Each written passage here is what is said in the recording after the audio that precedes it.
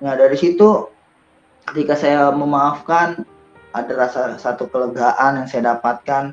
Ih, enak ya, lega ya, lebih tenang, lebih lebih lebih pokoknya dari yang saya suka ngedumel, yang suka benci, sekarang hilang gitu. Terus isi saya bilang gini, siapa lagi? Udah nggak ada. Ingat loh, kalau kita sudah terima Tuhan Yesus, kamu harus beriman.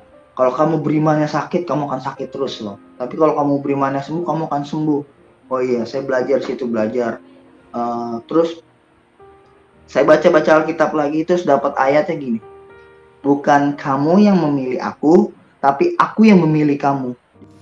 Salam sejahtera untuk kita semua. Jumpa lagi bersama saya di channel Mateo Steva. Puji Tuhan, pada kesempatan ini saya akan membagikan sebuah kesaksian dari seorang Muslim yang kini mengambil keputusan menjadi pengikut Kristus. Nah, sahabat Tuhan, penasaran dengan kesaksian selengkapnya? Mari kita sama-sama tonton kesaksian berikut ini. Ya. Salam semuanya. Perkenalkan, nama saya, kalau masih di KTP, Muhammad Rafli. Puji Tuhan, saya sudah terima Yesus. Sekarang saya punya nama baptis Muhammad Rafli. Latar belakang saya adalah keluarga dari Muslim, keluarga papa dan mama. Saya punya orang tua, dua-duanya Muslim, dan juga ada orang saudara dari mama itu Kristen, tapi saya lebih dominan tinggal di tempat papa. Saya itu dulu sempet tinggal sama omah saya karena saya salah satu dibilang adalah keluarga broken, karena orang tua saya dan orang tua saya itu, mama dan papa saya suka berantem. Dan akhirnya saya dirawat sama omah saya mungkin di umur 4 sampai 7 tahun. 4 sampai 7 tahun atau 4 sampai 6 tahun. Saya tinggal sama omah saya. Omah saya kebetulan Kristen, tapi tetap saya menjalankan agamanya Muslim. Dan saya balik lagi ke Jakarta Utara. Saya balik lagi berjalan hidup seperti biasanya dengan keagamaan saya dulu. Dan berjalannya waktu sampai tiba saatnya saya lulus dari sekolah di SMA Ragunan. Saya dulu adalah atlet sepak bola. Karena frustasi, karena gagal, saya cedera, saya rusak, saya jatuh di dalam dosa. Saya mulai minum-minum, saya mulai dunia malam, saya mulai diskotik, saya mulai free sex, bahkan saya mulai narkoba.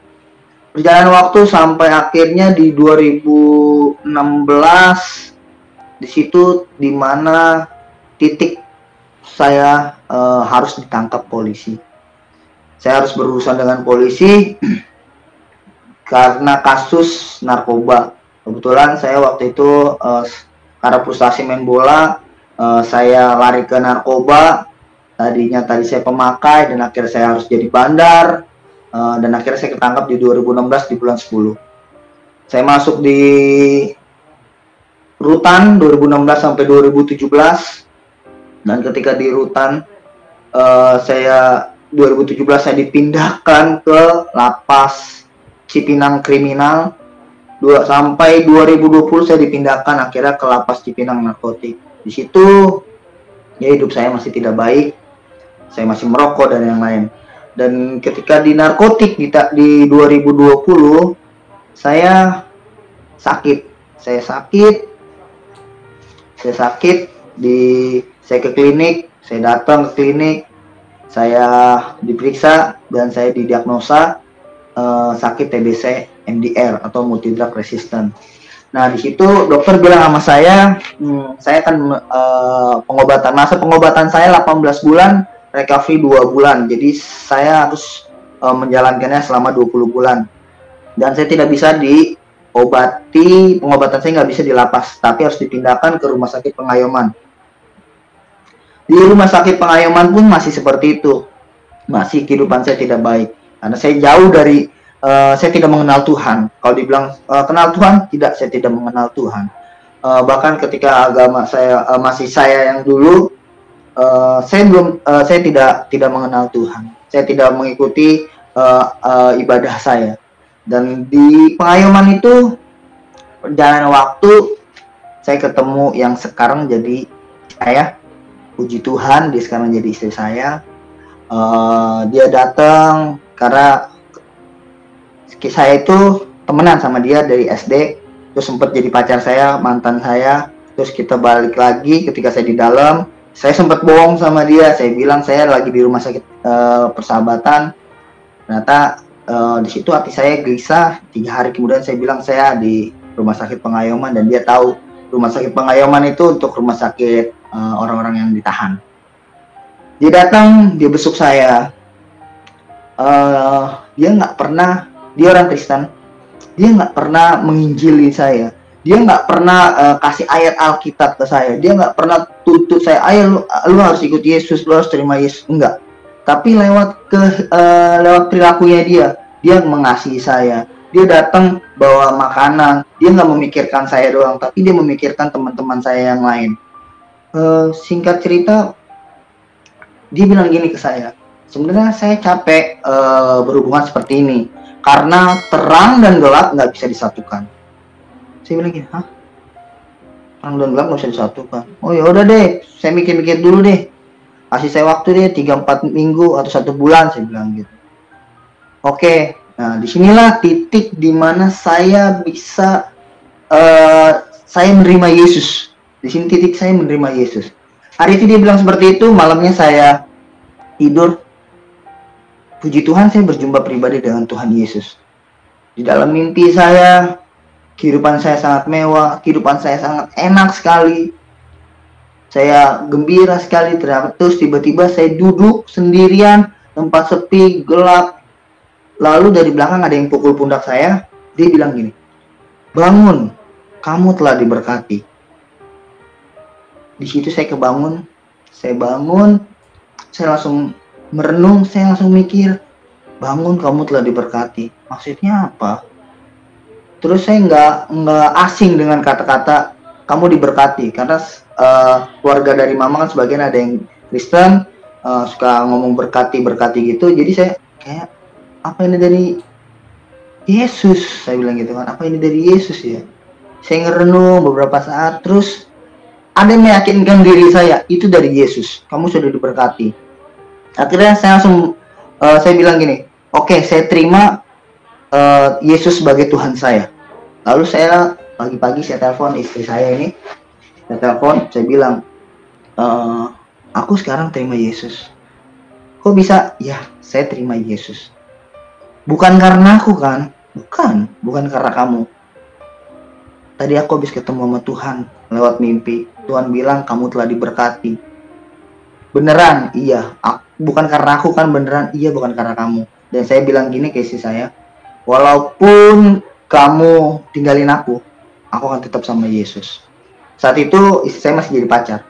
Saya bilang seperti itu, walaupun kamu tinggalin aku akan tetap pilih Yesus. Aku akan tetap sama-sama Yesus. Oh benar ya? Iya. Akhirnya istri saya ketika besoknya dia bawain Alkitab ke saya. Terus dia bilang, nih Alkitab, baca. Oh iya. Ya udah, saya baca aja, asal baca. Karena di Pengayoman tidak ada hamba Tuhan yang datang ke situ untuk melayani. Kebetulan nggak ada. Ya udah, akhirnya saya belajar, saya baca Alkitab pun kayak baca komik ya, karena kan perjanjian lama begitu ya, ada kerajaan lah ini. Saya bilang sama dia, kok ini Alkitab yang ini kok bacanya, kamu baca dari perjanjian lama. Kalau kamu mau kenal sama Yesus lebih dalam lagi, kamu baca perjanjian baru. Oke, saya baca perjanjian baru. Di situ saya baca perjanjian baru. Banyak perumpamaan yang saya nggak ngerti. Tapi yaudah saya baca aja. Yang penting saya baca. Pikiran saya begitu. Yang penting gue baca lah. Saya nggak tahu tentang perumpamaan itu. Terus ketika itu istri saya bilang gini, kalau kamu sudah terima Yesus, kamu nggak boleh kepahitan. Kepahitan. iya kamu nggak boleh benci sama orang. Oh gitu ya, iya. Karena kan kamu harus ampunin kalau misalnya ada orang yang salah sama kamu, kamu harus ampunin. Aku mau tanya sekarang kamu kepahitan sama siapa? Ya saya sebutkan sama papa saya, sama mama saya, sama ini itu saya sebutin. Terus istri saya bilang gini, ya udah sekarang matiin telepon, sekarang kamu telepon ya mereka ya, terus minta maaf sama mereka. Hah, minta maaf sama mereka? Oh gitu ya. Wah, sempet kayak berat ya, tapi ini harus saya lakuin karena saya nggak bisa ngampunin papa saya waktu itu. Saya punya kepahitan sama mama saya punya kepahitan sama papa saya, sama opa saya. Tapi puji Tuhan, ketika saya terima Yesus, istri saya bilang kamu harus mengampuni. Oh gitu ya, udah. Saya belajar, saya telepon papa saya. Pak, berat, bertahun-tahun saya pendem itu berat untuk minta maaf. Akhirnya saya percaya itu kalau bukan pimpinan Roh Kudus nggak mungkin saya bisa melakukan itu. Saya buka hati saya, oke, saya mau kenal Tuhan lebih dalam lagi. Saya mau kenal Tuhan. Pak, Api minta maaf ya. Terus sambil itu saya tahan, sambil saya nangis. Kenapa? Dia bilang, kalau nangis, iya Api udah buat malu papa, Api udah kecewain papa, maafin Api ya Pak, gini. Terus papa saya cuma bilang gini, udah nggak apa-apa, papa juga minta maaf. Di situ ada kelegaan yang saya dapatkan. Di situ saya mulai rasa hati saya itu udah enteng. Terus kemudian saya telepon lagi ke mama saya. Hari itu saya nggak bilang ke papa saya kalau saya terima Yesus. Saya nggak bilang. Saya telepon mama saya. Ma, Api sekarang terima. Ma, Api minta maaf ya. Kenapa? Ya, Api salah. Begini. Buat malu mama. Api harus dipenjara. Begini. Terus, oh iya nggak apa-apa nah. Akhirnya di situ saya jujur sama mama saya. Ma, Api juga minta maaf. Api sekarang terima Tuhan Yesus sebagai Tuhan Api. Oh, kamu udah terima Tuhan Yesus? Iya, maafin Api ya, Ma. Iya, nggak apa-apa, kan itu semua pilihan. Oh iya, Ma. Ya udah lakuin yang ikutin ajarannya yang benar sungguh-sungguh ya. Iya, jangan main-main. Iya, Ma. Nah, Mama nggak marah kan? Enggak kok, Mama nggak marah. Kan kamu kan udah dewasa. Oke. Ya udah. Terus saya telepon opa saya, begitu juga. Opa saya bahkan bersyukur ketika saya minta maaf, terus ketika saya bilang saya terima Yesus, dia bersyukur sekali, dia sukacita sekali. Nah dari situ ketika saya memaafkan, ada rasa satu kelegaan yang saya dapatkan. Ih enak ya, lega ya, lebih tenang, lebih pokoknya dari yang saya suka ngedumel, yang suka benci, sekarang hilang gitu. Terus isi saya bilang gini, siapa lagi? Udah nggak ada. Ingat loh, kalau kita kita sudah terima Tuhan Yesus, kamu harus beriman. Kalau kamu berimannya sakit, kamu akan sakit terus loh. Tapi kalau kamu berimannya sembuh, kamu akan sembuh. Oh iya, saya belajar situ, belajar. Terus saya baca Alkitab lagi, terus dapat ayatnya gini. Bukan kamu yang memilih aku, tapi aku yang memilih kamu. Di situ saya dibukakan lagi. Oh, bukan gua loh yang milih Tuhan, tapi Tuhan yang udah milih gua loh. Ih, terima kasih Tuhan, saya orang yang gak jelas begini Tuhan pilih. Terus istri saya ngomong ke mamanya, ini aku melayani Rafli emang nggak apa-apa. Terus mamanya bilang gini ke istri saya, Tuhan Yesus itu datang untuk orang-orang yang berdosa. Terus disampaikanlah itu ke saya, Tuhan Yesus itu datang untuk orang-orang yang berdosa. Dan ketika saya baca Alkitab lagi, saya nemuin lagi itu. Oh iya benar ya, Tuhan Yesus itu bukan datang untuk orang-orang yang beriman ya, tapi untuk orang-orang yang berdosa. Saya kan orang yang berdosa. Di situ saya, ya Tuhan, saya orang berdosa, saya pengen dipulihkan. Di situ saya ingin dipulihkan dalam hidup saya. Saya ingin dipulihkan dalam hidup saya. Bukan saya ingin disembuhkan, tapi saya ingin lebih dipulihkan dalam kehidupan saya. Karena kehidupan saya tidak baik. Saya udah free sex, saya narkoba, saya pernah yang aneh-aneh, semuanya saya udah pernah rasain. Dosa-dosa yang udah saya lakuin, udah saya pernah lakuin semua. Dan akhirnya isi saya selalu bilang gini, tetap beriman ya, tetap beriman ya. Iya, aku sehat, aku sehat. Akhirnya saya beriman terus, karena waktu itu saya sempat udah sebelum kenal sama istri saya sempat udah keluarin darah, karena saya TBC MDR, multi drug resistant, itu di atasnya TBC. Kalau TBC biasa kan obat merah, tapi kalau saya enggak, saya harus minum satu hari itu 20 butir satu hari. Pokoknya setiap jam 11 atau jam 10 itu udah 20 butir ya, udah harus saya minum sekaligus. Nggak boleh dicicil dua-dua, enggak, tapi harus semuanya.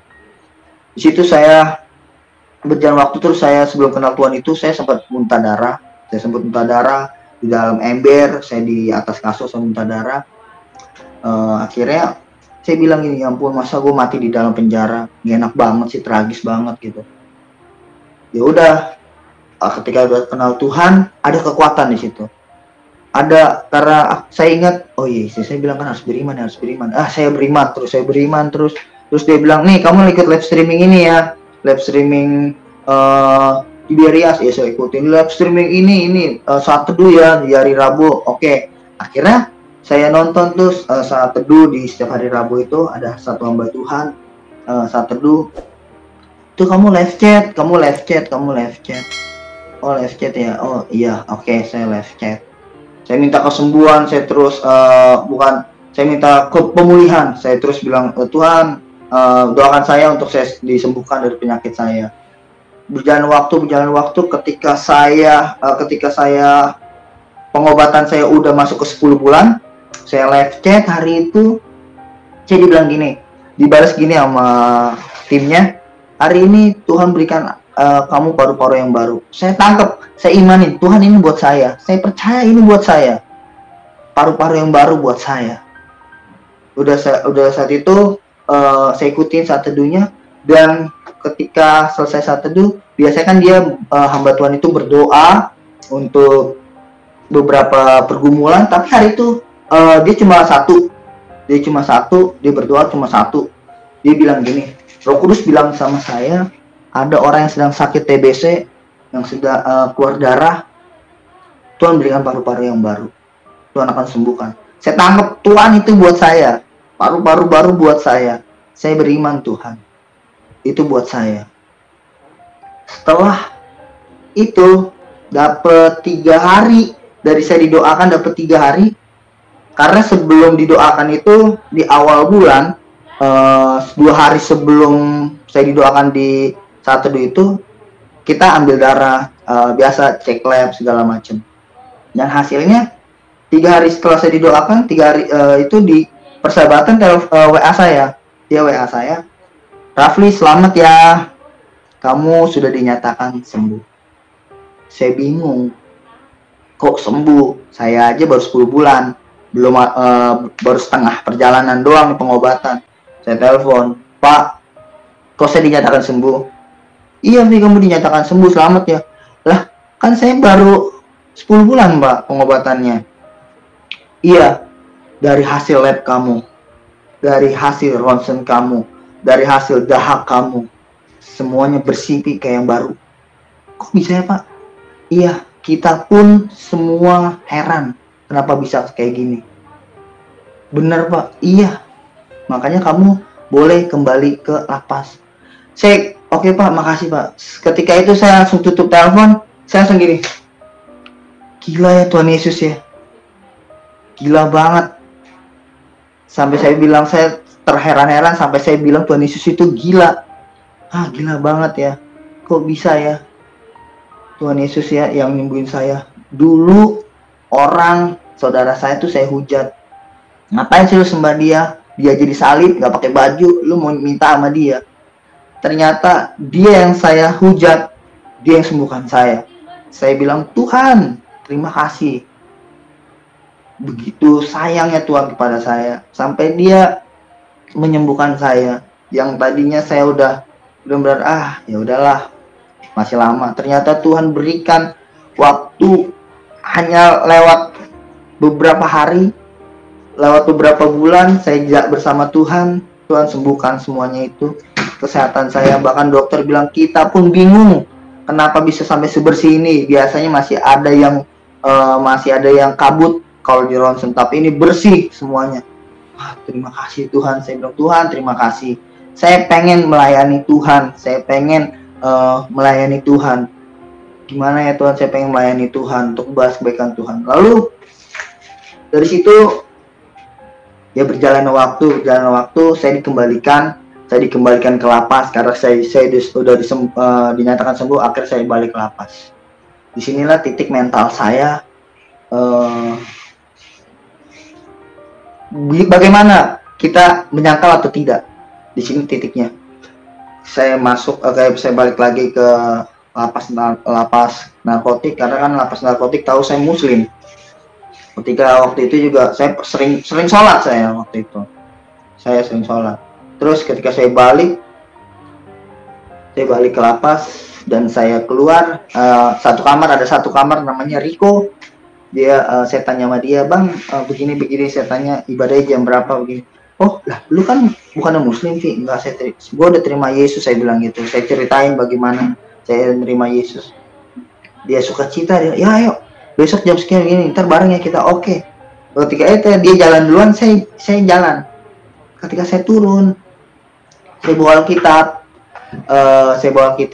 terus dia bilang gini, teman saya bilang gini, Pi, lu gila ya? Ah, gila. Kenapa? Lu bawa Alkitab, lu udah goyang lu ya, lu stres lu ya. Sampai saya dihujat seperti itu, udah gila lu, udah stres lu ya. Enggak, ada beberapa teman yang bilang saya gila, saya stres. Tapi saya nggak gubris. Iya, saya udah terima Yesus, gue udah terima Yesus. Lalu udah sarap lu, parah lu.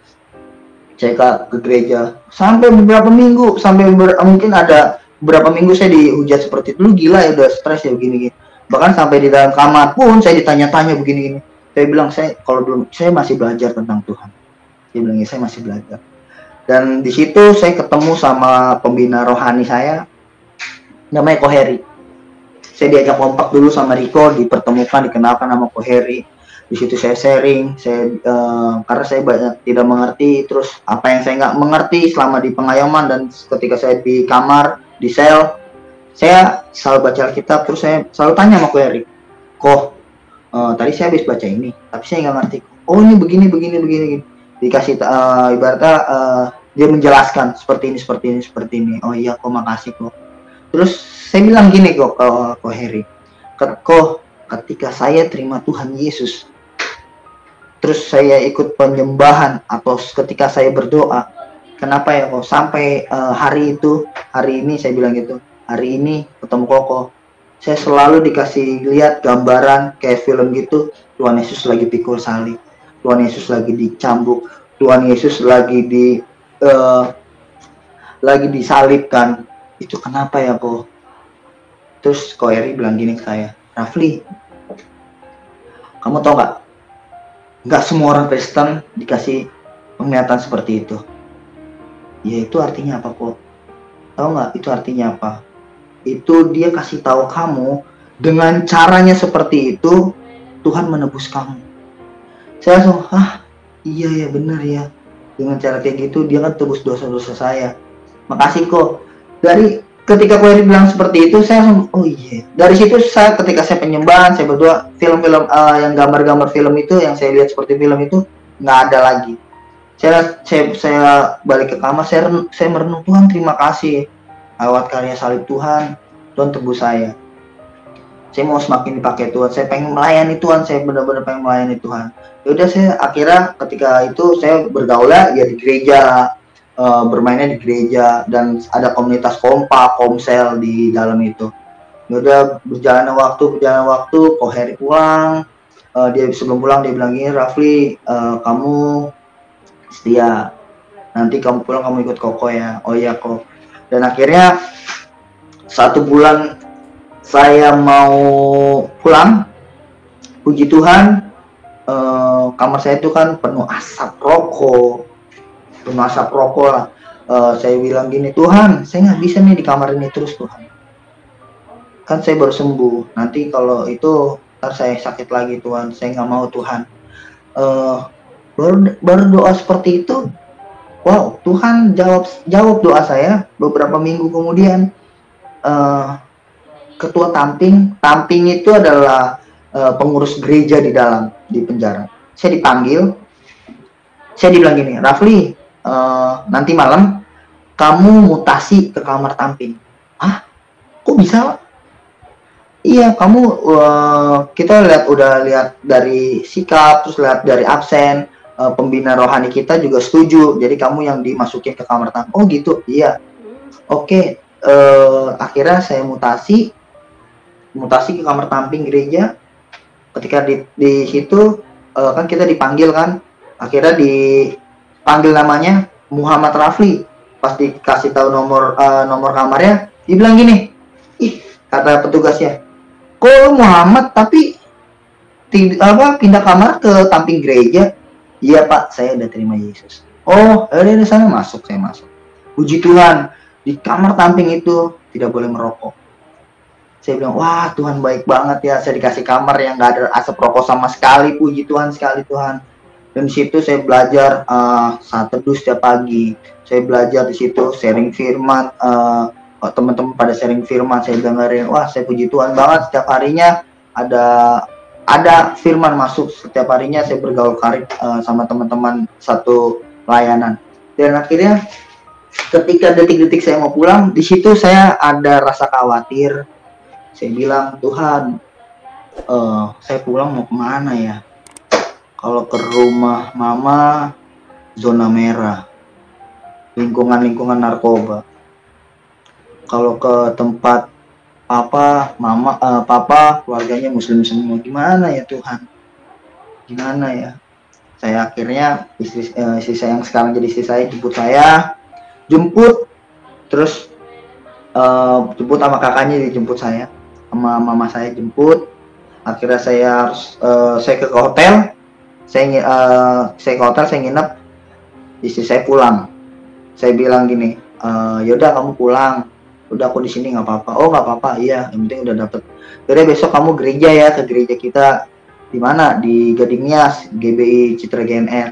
Oh yaudah, di tower apa? Tower Bougainville lah. Oke. Saya naik Grab ke sana, sampai di depan apartemen itu banyak security yang pakai bajunya kayak polisi. Sempat saya ada rasa trauma, parno. Ih, Pak, stop dulu Pak. Ini banyak polisi Pak. Enggak, ini security Pak. Oh, security, iya security zaman sekarang tuh seperti itu. Oh gitu, oke. Saya tanya security, akhirnya saya masuk ke dalam gerejanya. Saya bergereja, terus selesai ibadah, gembalanya datangin saya. Gembalanya nyamperin saya, kenalan. Oh ini teman Michael ya, yang dari penjara ya, begini. Iya, saya didoakan. Terus setelah didoakan dia bilang gini, kamu setia di sini ya, nanti bulan depan kamu ikut pelayanan di sini. Oh iya boleh Pak, boleh banget, saya bilang gitu. Terus mamanya datang ke saya, mertua saya datang samperin saya. Raffi tinggal di mana? Semalam sih saya tidur kemarin saya tidur di hotel sih semalam. Tapi hari ini saya mau nyari kos-kosan, saya bilang gitu. Nyari kos-kosan? Iya. Udah, kamu tinggal di kita aja di apartemen. Nanti kamu sama kakaknya Meike, sama si Aldo, nanti biar Meike sama mama, sama papa, sama Cia, adanya tidur di kamar belakang yang kamar besar. Oh gitu, nggak apa-apa mah? Iya nggak apa-apa. Jadi saya langsung, ya ampun Tuhan, terima kasih ya. Sampai yang kayak gini aja Tuhan siapin, tempat tinggal aja Tuhan siapin. Padahal saya udah bingung mau tinggal di mana. Ya udah, saya tinggal di situ. Disinilah mulai berarti permasalahan atau Tuhan mengizinkan permasalahan demi permasalahan datang kepada saya. Akhirnya Tuhan izinkan saya untuk kerja lagi, tapi bukan kerja yang baik, bukan kerja yang nggak baik, tapi kerja yang baik.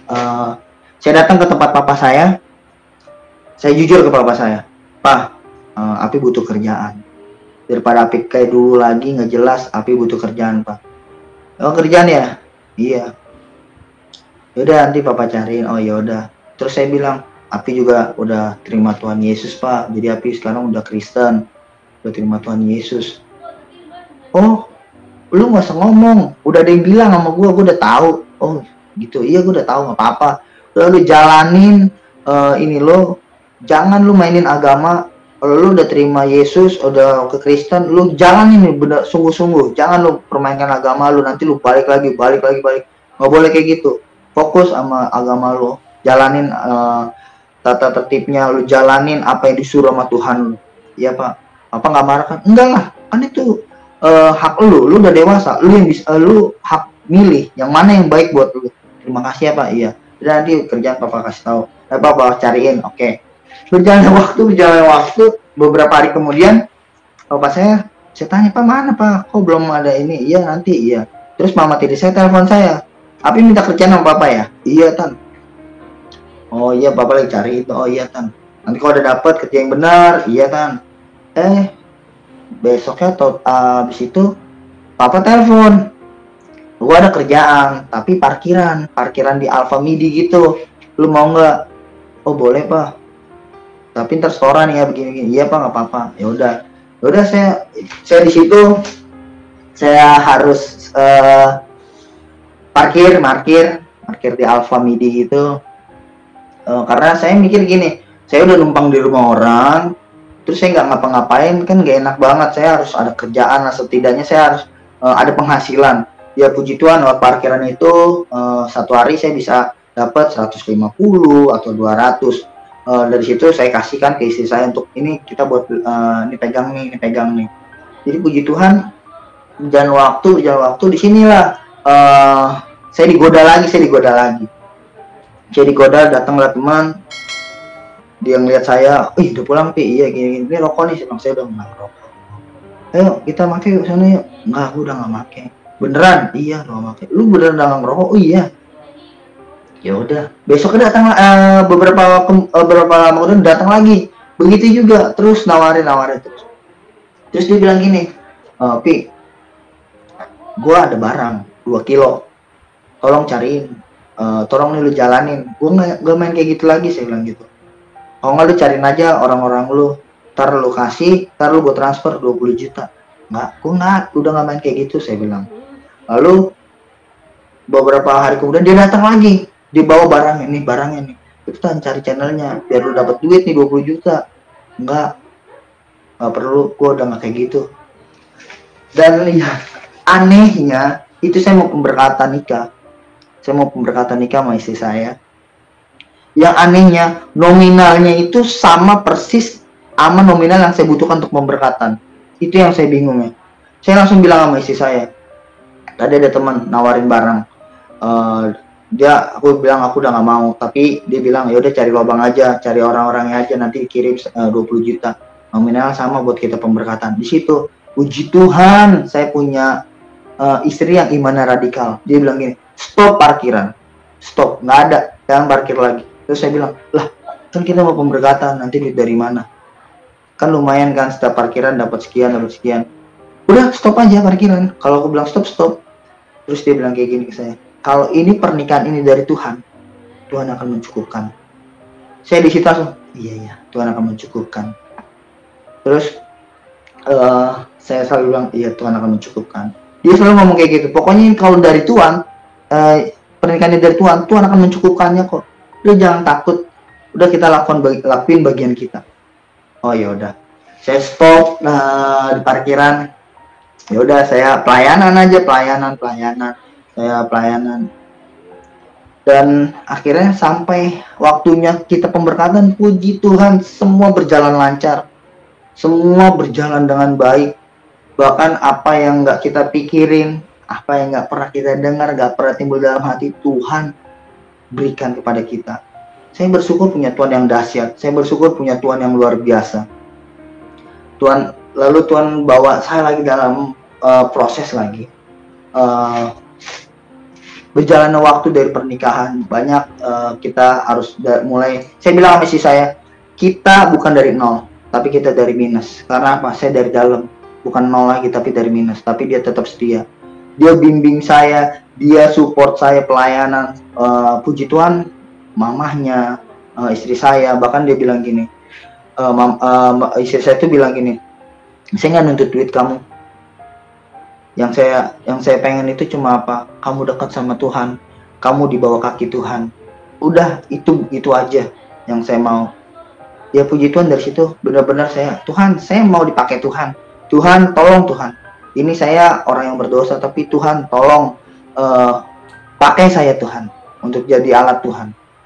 Puji Tuhan, Tuhan berikan saya kesempatan di youth. Saya dipilih jadi ketua youth di gereja saya di GBC Citra GNR. Saya dipilih jadi ketua youth. Di situ saya tanya sama Tuhan, Tuhan kenapa harus saya? Kenapa harus saya? Terus nggak hari itu juga dijawab. Beberapa minggu kemudian saya percaya itu Roh Kudus bilang sama saya. Roh Kudus bilang gini ke saya, Tuhan mau pakai masa mudamu yang dulu. Tuhan mau pakai kamu untuk bersaksi masa muda kamu yang dulu. Oh gitu, saya langsung dibukakan, oh iya ya, masa muda saya dulu kelam. Masa muda saya hancur. Saya nggak mau anak-anak muda ini, Tuhan nggak mau anak-anak muda ini jatuh seperti saya. Jatuh dalam free sex, jatuh dalam narkoba dan yang lainnya. Makanya di sini saya punya komitmen untuk melayani anak-anak muda, anak-anak youth, anak-anak sekolahan, SMP, SMA. Saya rindu untuk melayani mereka. Tuhan izinkan saya untuk melayani di youth GBC Citra GNR. Sempat ada saya down karena anak-anak youth itu mulai beberapa ada yang pindah, ada yang keluar. Tapi saya gini, Tuhan ini gimana, anak-anak itu banyak yang keluar. Saya sempat down, saya bilang masih apa gara-gara mereka tahu ya saya dari penjara, makanya mereka pada keluar ya, pada pindah ya. Jangan kayak gitu. Percaya deh kalau Tuhan izinin kamu untuk di posisi ini pasti ada rencana Tuhan. Oh iya. Ya udah saya belajar situ, belajar. Ternyata anak-anak youth di gereja saya walaupun hanya cuma 2 atau 13 orang sampai 15 orang, puji Tuhan semuanya sampai saat ini ada. Dan saya berdoa sama Tuhan, Tuhan saya kirim dong anak-anak youth lagi dong ke sini. Ternyata Tuhan nggak kasih itu di tempat saya, tapi Tuhan kasih saya ke tempat lain. Di sini Tuhan kasih saya ada teman namanya Kak Matthew, dia satu pelayanan di Komsel. Kita kebetulan di Komsel itu ada komunitas kita namanya Komsel Saling Melengkapi. Di situ Ko Heri yang panggil saya, yang ajak saya ke Komsel itu. Dan ternyata sampai sekarang tuh banyak kan ada jadi ex dan narapidana itu ke situ semua. Nah, saya diajak sama Kak Matthew. Kak Matthew bilang gini ke saya, Vi kamu mau nggak pelayanan? Oh boleh Kak, pelayanan. Kemana Kak? Pelayanan ke sekolah-sekolahan. Ke sekolahan? Iya. Ke SMP, SMA. Mau nggak? Ih mau banget Kak. Itu panggilan. Saya bilang itu kerinduan saya Kak, melayani anak-anak muda ini. Oh kamu mau ya? Iya. Udah sampai akhirnya puji Tuhan sampai sekarang saya tuh masih melayani di sekolah-sekolah. Jadi setiap hari Jumat atau Kamis saya pelayanan ada beberapa sekolah, 116, 152, 41, 65, 23 dan yang lain di daerah Sunter Jakarta Utara. Puji Tuhan, Tuhan izinkan saya di situ. Tidak mudah juga di situ. Banyak sekali yang kayak beban saya tuh, Tuhan saya nggak mau mereka jatuh dalam dosa seperti saya. Gimana ya Tuhan caranya? Dan berjalan waktu sampai saat ini masih berjalan, puji Tuhan. Nah tahun kemarin juga Tuhan mengizinkan saya masuk dalam padang gurun, yaitu papa saya sakit paru-paru TBC dan jantung, sempat anfal beberapa kali. Ketika papa anfal, saya dikabarin papa anfal. Anfal. Saya ini tipe orangnya itu yang seradak seruduk. Pokoknya dengar berita yang nggak baik saya buru-buru ngebut. Di hari itu saya sama istri saya. Terus saya berhenti.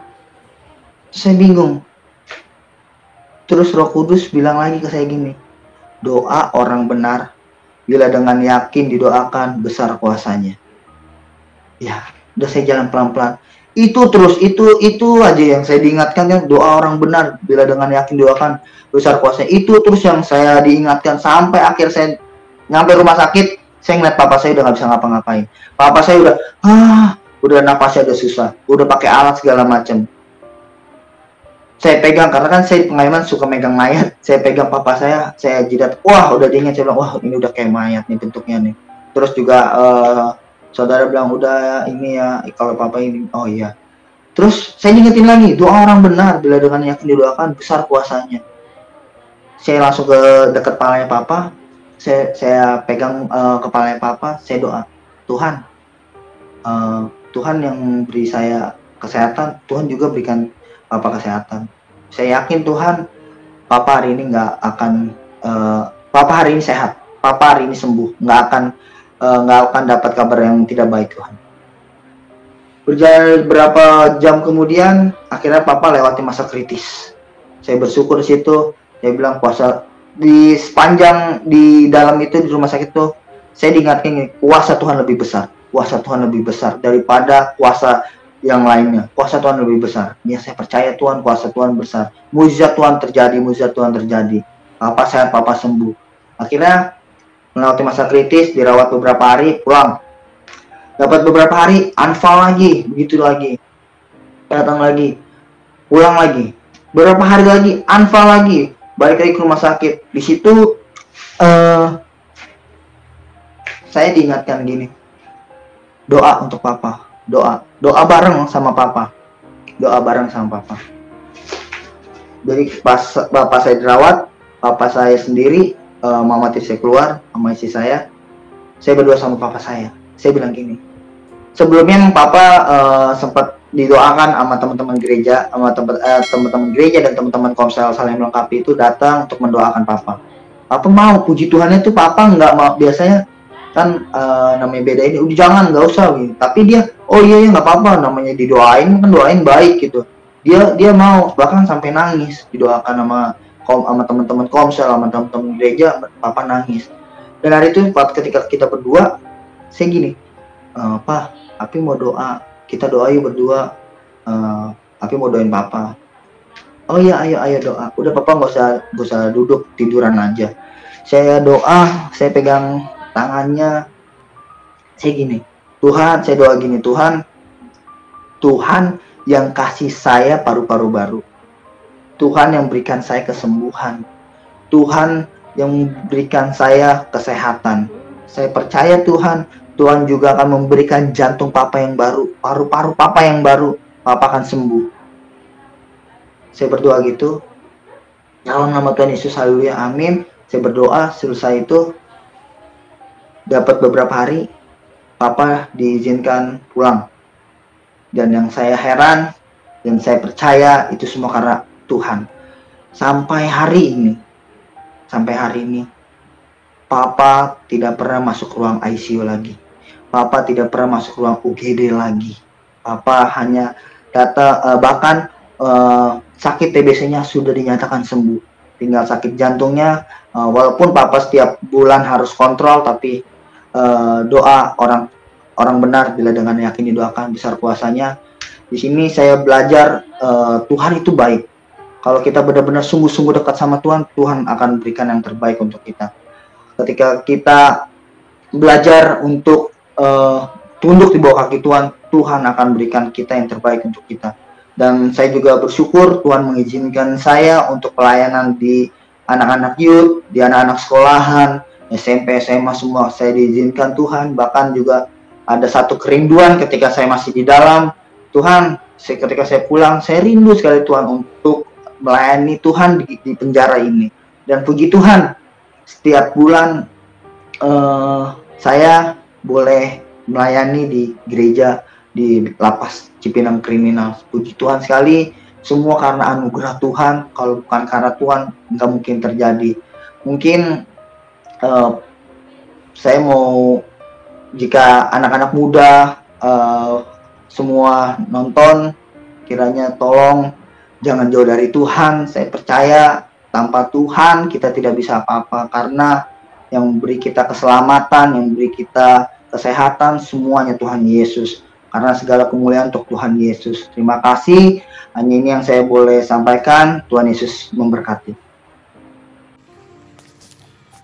Ya sahabat Tuhan, demikianlah kesaksian yang sudah kita dengarkan tadi. Kiranya kesaksian ini dapat memberkati kita semua dimanapun kita berada.